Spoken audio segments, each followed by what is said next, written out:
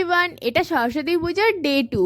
আমাদের বাড়িতে তো প্রথম দিন পুজো হয়েছিল আর পরের দিনকে বেরিয়েছিলাম ঠাকুর দেখতে। প্রথমেই গেছিলাম টালাপ্রত্যয়, আর তারপরে টালাপ্রত্যয় এত রোদ আর এত মানুষের ভিড়, আর তারপরে ওখান থেকে বেরিয়ে খেলাম আখের রস। ওখান থেকে এসে আগে সোজা লাঞ্চ করতে এসেছিলাম, না হলে এত ভিড় হয়ে যায় তাই জন্য।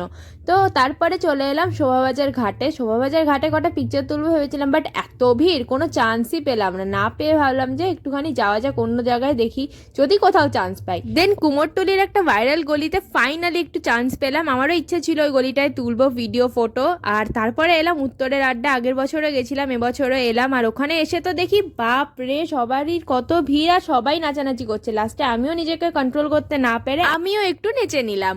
আর এরকম ভাইব থাকলে কি আর নিজেকে কন্ট্রোল করা যায় নাকি? সরস্বতী পূজার ডে 2টা জাস্ট দারুণ কাটলো। দেখা হচ্ছে তোমাদের সাথে নেক্সট মিনি ব্লগে। Till then by.